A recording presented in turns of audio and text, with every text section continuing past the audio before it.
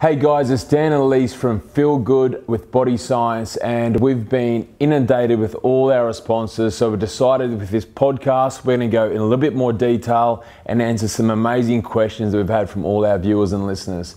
So first of all, we're going to delve into planning and exercise. So something that we're both very passionate about, and I want to make sure that everyone out there understands the importance of preparing for exercise. Now, we've both got our own little ways of preparing. I know that you love to prepare the night before. What's your routine? Well, that's a big question. Nutrition and also, I think for very, very busy people out there, it's also what you're going to wear, get changed into, next meeting, all that sort of stuff.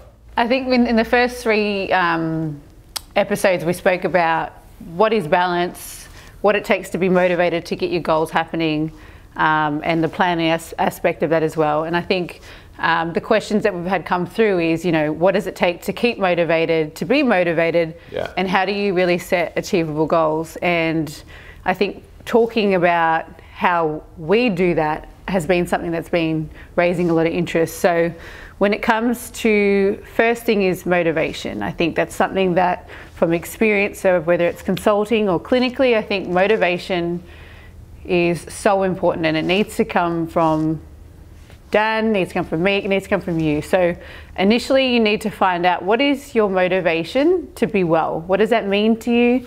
Take some time to sit back and really understand in silence what that means to you. And then that way you can really define what your goals from that are. It's kind of like finding out what your wellness blueprint plan is. Yeah. And that goes along with your feelings, you know, like I spoke about a little bit in some of our short stories.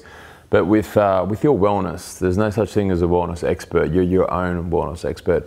If you went out and wrote a nutrition program for 1,000 people and they're all exactly the same, it's not going to work for 1,000 people. So each person has an individual wellness blueprint, and that's about what makes them feel happy, what gets them results, what motivates them, and in terms keeps them balanced. And I think balance is the word that's more key. Wellness gets used a lot, but I think balance is the word that people need to understand.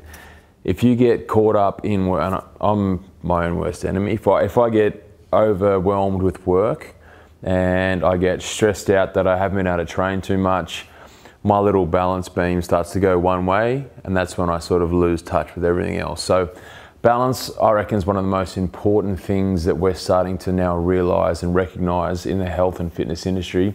And not just that, just in every industry really, how important it is to balance from the top of corporate levels all the way down to the people, you know, that, you know, work just general day jobs, the CEOs right down to the general public. So just say, you know, this is where we get to really dive into the topic of motivation, goals, balance. What do you do to keep motivated to set your goals? Like, what motivates you? To become better. When I say that, I want to be better at the things I've been doing yesterday. I want to improve on, you know, there's the physical component, but also I'll look after my body as well. So I'm not going to push myself like I used to when I was a professional athlete.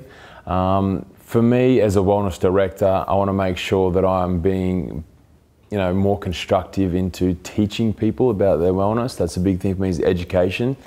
So for me personally, educating people on becoming their own wellness. What about training? What you personally, what gets you out? What gets you going? What gets me going? Probably the fact that you're fitter than me. Yeah. That is the That's biggest. always going to keep you going. What else?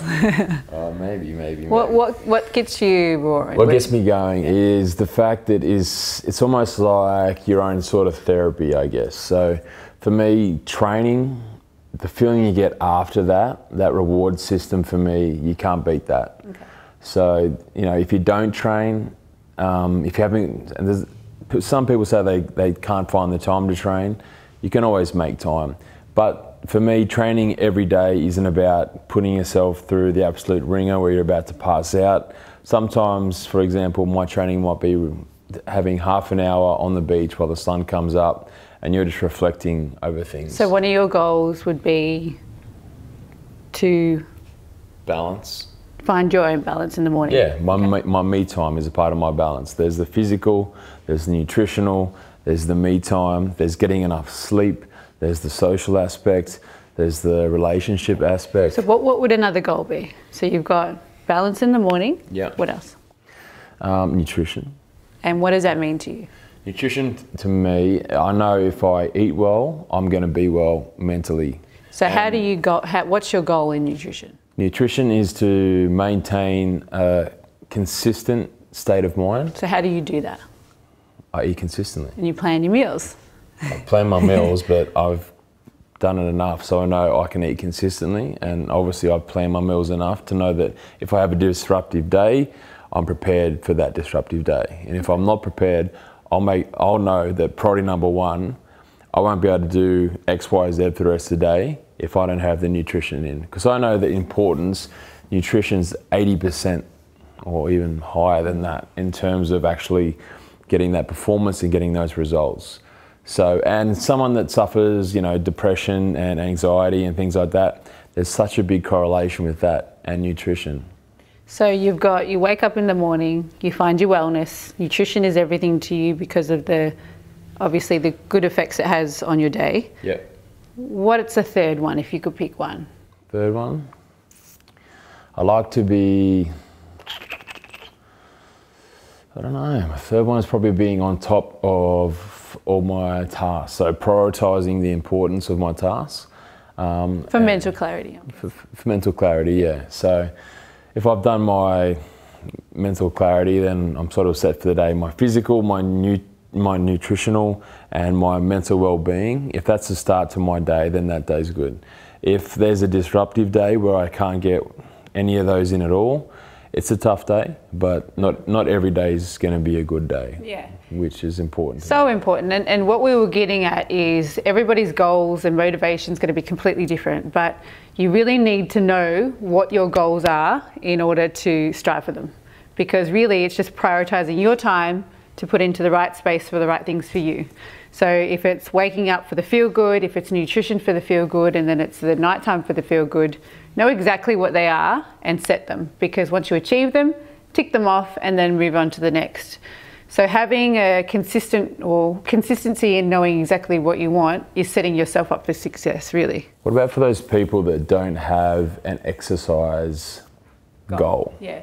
So just say we wanted to have a goal of feeling better in the morning, sleep deprivation, stressed. Have the goals that are really simple. Make 3 of them.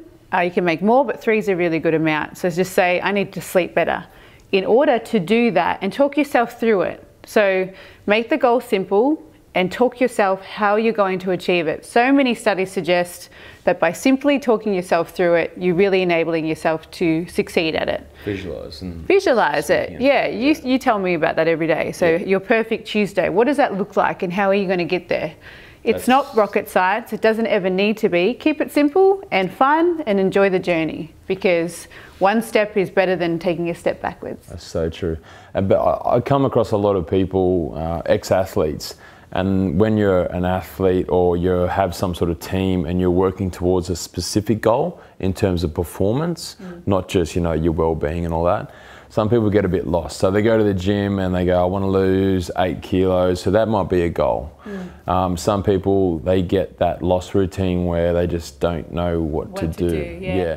So, you know what I find, this is just probably a female view, and you can tell me the male view, is I get a lot of women saying, I want to lose 10 kilos. And you ask the question, okay, is that important to you and why?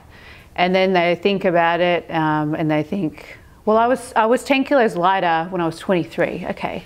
Yeah. So how old are you now? And they could be a little bit older and it's at a different stage of their life. They could have had children. Just understanding what it is as to the reasons why you're wanting that goal is really important, because sometimes you'll find that your goals shift. So it isn't necessarily important to be 10 kilograms lighter.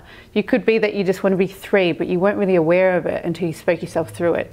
So expectations of yourself are huge. Don't put too much pressure on yourself, because... And comparison. And don't compare, because there's a lot of media attention to aesthetics. It's not about that anymore. Feeling good is how you feel from the inside. If you compare yourself to someone else, you'll never achieve it. So one of the biggest things that I find is always be blessed at where you're at, because you're here this day for a reason. Don't compare yourself to someone else, because you're setting yourself up for a little bit of disappointment. Wherever you are right now is amazing. So a step forward into your goals is even better. And I think that's really important. Yeah, and it gets so lost. But I mean, perfect example is social media and the body image issues that are happening, not just with females, but now males are becoming such a high rate. So why do you think that is? I think it's, you know, the perfect male image has come out now with the perfect physique, and they've gone away from the whole fact of, okay, feeling good is what it's all about, and being happy is what it's all about. So it's trying to get those guys to realise that, and the females to realise that. But there is a big shift in females understanding. I mean, for females are great social people, so the group training is really, really good with that. Males tend to stick in pairs or train by themselves and all that. So there is a bit of a shift in dynamics. There's some great studies coming out now with guys becoming more social, and that social aspect takes away that I've got to look good, I've got to look good, I've got to look good. And social media does help. It's a great tool for, you know, getting good messages out there, but some people can get really caught up in that. I think that's why it's so important. And again, it's your own motivation, your own goals. Exactly. And I find this, and you know this, that it's about being authentic and practicing what you preach. Because you're going to get guys on there and girls on there that are beautiful looking species and amazing, but you don't know how happy they are. So it's really, really interesting. You know, you meet some of these people who have millions of followers, but they're not happy. So you take it all back, make sure you're happy, you're doing what makes you happy, and you'll be getting the results you want from finding your happiness. I think that's a big it's thing. huge. And I think shifting your focus away from the calorie counting, the ratio of the hip, the size of the arm. I know it's important to be aesthetically pleasing to yourself, but it doesn't matter if you've got a bit of a jiggle, or, you know, if you've got a bit more of a booty. That strong is the new fit. And I think that's something, keep in mind, the human body's amazing, but it doesn't need to be, you know, clinically drawn onto a piece of paper. So getting that feel-good message across is something we're really striving on, because you put that into play and I'll put everything on it that you'll get a lot better results. That's true. Yeah. So it's, mindset. You have a good mindset and the rest will follow. So, and that is that perfect link between physical and mental health. So that's what's so important. So guys, hope you got something out of this. It's really important we delve into these sort of topics about exercise and how we balance it, and making sure that you understand that you have to be happy first. Don't worry about everything else around you, external factors. Put yourself first. It's not selfish. It's about creating happiness for you, and the results will follow. So guys, thank you so much for listening in for this podcast. I hope you guys got something out of it. We can't wait to hear more questions. We've got more podcasts coming up. So the Feel Good with Dan Ellice and Body Science, signing out.